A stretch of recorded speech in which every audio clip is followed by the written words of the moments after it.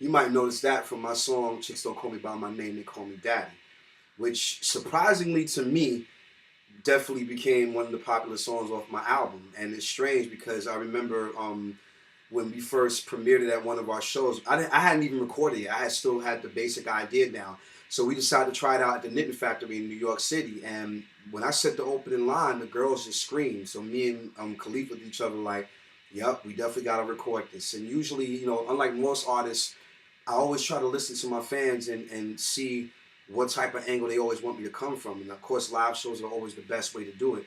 So the origin of this song basically started with me wanting to pay homage to Funkadelic during the Westbound years, because as most P-Funk fans know, the Westbound Records Era of Funkadelic are probably the most organic and the most innovative of the dynasty's career, simply because of the fact that, as I mentioned in one of my earlier blogs, Funkadelic opened the door for black musicians to reclaim their place in rock and roll when it was becoming white dominated. So I wanted to just kind of show love and pay homage to Tiki Fullwood, the late Tiki Fullwood, definitely Eddie Hazel with my guitar playing, Tall Ross, OG Billy Bass Nelson, Mickey Atkins, and Bernie Worrell. I wanted to pay homage to those varying degrees of the Funkadelic sound. So that was, musically, that was my way of kind of shouting them out. And I felt good about that. I wanted to kind of go for what Eddie was doing in the whole free your mind and your ass will follow type of deal. So it'd be like,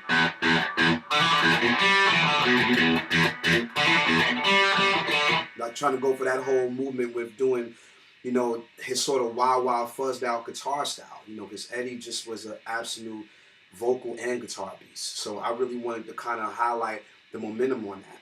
And lyrically, of course, I had the idea already in my mind, because me and Khalif in the studio, a lot of times our process is that we'll sit down and we'll just bug out and have fun and just laugh and crack jokes like how we used to do back in the days in Brooklyn on our stoops. And of course, one night in the studio, as we sitting there, we had the television in the room, we had the machines and everything hooked up, and just so happens that on I think it was BET or TV1, they were showing a marathon of all the legendary 1970s black cinema films like Foxy Brown, The Mac, Across 110th Street, Blackula, you think about it, Shaft, Superfly, they were showing all those movies. And of course, we was getting into it because we like a lot of the old school vibe, just even when it comes to movies sometimes. So naturally, Khalif being the funny person that he is, he was like, yo, Lord, man, you should do something that represents you being a pimp, a lyrical pimp. And because of, our golden reputation during that period of time with women and different things like that, it made a lot of sense. So I just kind of wanted to say that what if I took my generation and added it on and put myself in a position of being in the 70s? Like how would what would be my whole swag thing to go with it? So of course, I came up with it, just kind of hit me. So when I just had to line that whole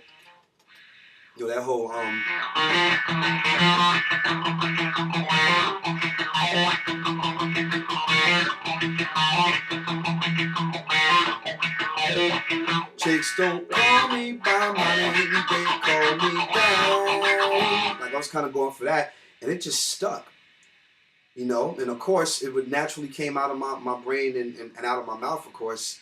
And I started thinking about, the women who call their men daddy. So, a lot of times when women call their men daddies, not necessarily in regards, of course, to, as my father, but just a certain sensual or sexual connotation to it. Or on a romantic level, they just like to feel protected by their man or their husband as if he was a father figure, shouting out George Michael. That whole experience, like how he wrote the lyrics to I'll Be Your Father Figure, put your tiny hand in mine. Like just the whole thing of being protected. So I wanted to kind of touch upon that and kind of make it relevant to what I was feeling after I was watching all these 1970s movies with Leaf. And that's how the song was born. I just decided to get crazy with it. And of course, the infamous guitar solo that you heard at the top of this vlog was inspired definitely by Eddie Hazel. It's no lie, I did that in one complete take because I was really, really wanting to kind of feel what Eddie would feel. And they said Eddie always had this reputation of playing so much into the spirit of how he was playing that he would start to cry. Even when he sang, he would cry because he was just very emotional. And to me, that's what being an artist is all about. When you can connect emotionally, not only with your audience, but even within your own self as you're creating, then you're really truly being an artist. So That's how Daddy was created.